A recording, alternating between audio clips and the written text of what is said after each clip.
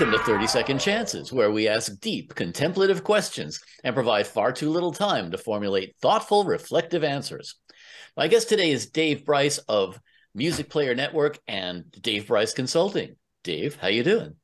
Doing excellent, Brother Daniel. How are you? Fabulous, thank you. All right, you know the drill, 30 seconds on the clock, and then on to the next question. Are you ready? As ready as I'm ever going to be. All right, question number one. Describe your job to a 5-year-old.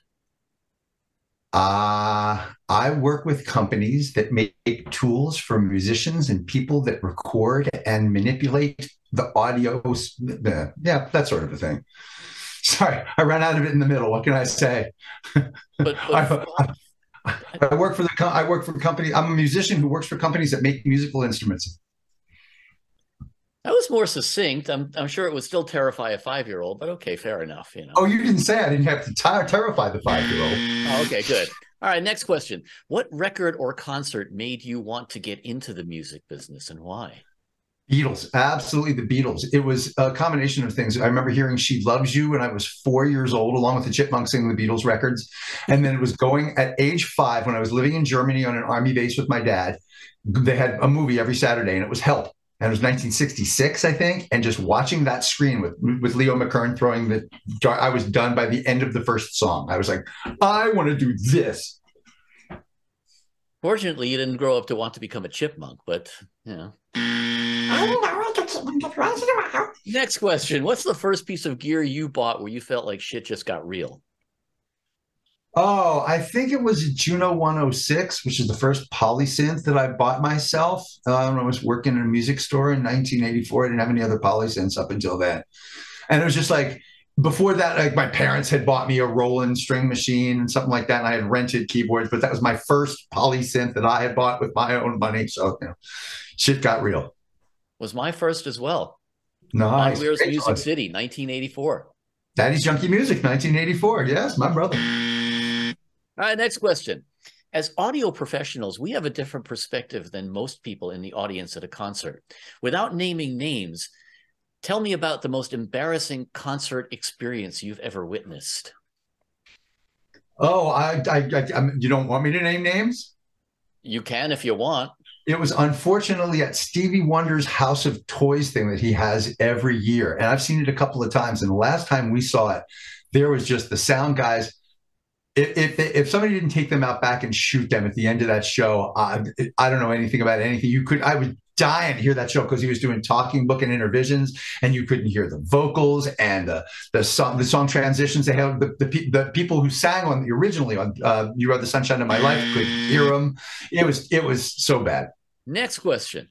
What would 15-year-old you be most and least impressed with about present-day you? Oh my goodness. 15-year-old me would be most impressed with the fact that I managed to make a living in the music industry. It would be the least impressed with me. I don't know. No, nothing comes to mind. I mean, it's not that I think I'm great or anything. It's just not, it's not because I'm sure there's a string of them. I would have to give this one more than 30 seconds thought, unfortunately. The first one was easy. The first part was easy. Okay, next question. What's the strangest or most embarrassing thing you've ever done when distracted, sleep deprived, or otherwise on autopilot? Strangest or most embarrassing? Sleep deprived autopilot. Once again, my mind is drawing kind of a blank. I think waking up and I fractured my arm in like sort of sleepwalking one night because I was so out of it that I just got up to go to the bathroom and smacked my arm on a door jamb or something. Woke up finding myself rubbing my arm. I mean, that's not really a glamorous one, but it's the first thing that comes to mind given 30 seconds. Wasn't supposed to be glamorous, but that sounds rather painful. Yes. Oh, and it hurt for 6 weeks afterwards too. Damn it.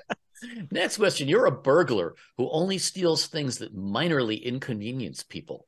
What kind of items would you take and why? Things that minorly inconvenience. Well, everybody's minorly inconvenienced by different things. For me, it would be like records and CDs because that would minorly inconvenience them, and that's attractive to me. And it probably wouldn't hurt them really badly either, depending on the record or CD that I stole. Well, yeah, that's true. Well, I mean, You could steal like the can opener or remote control or something like that, Sure, but that wouldn't benefit me necessarily. I mean, if you're going to steal something, it should benefit you, right? No, not necessarily. Maybe you just want to piss somebody off. Next question. You can travel back or forward in time, but only in 3-minute increments. How would you use this power? Oh my God. Definitely to take back things that have come out of my mouth while I watched in slow motion. Sort of like the new function that they just put on, email and text where you can unsend if you do it in the first 30 seconds. Just like that, because I have seen stuff come out of my mouth while it was coming out of my mouth that I'm going,